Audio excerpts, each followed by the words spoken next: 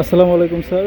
লাশটা মূলত পাওয়া গেছে এই এই দুই বিল্ডিংয়ের যে মাঝখানে, এই দুই বিল্ডিংয়ের মাঝখানে।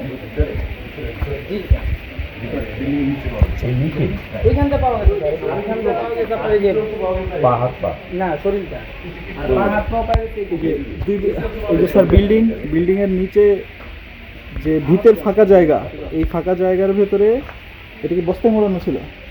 বস্তা মোড়ানো ছিল আপনার এই যে বডিটা। আচ্ছা, এইখানে কিছু অংশ পাওয়া গেছে। এখানে আর পাওয়া গেছে আপনার ইয়াটা হাত পা পাওয়া গেছে।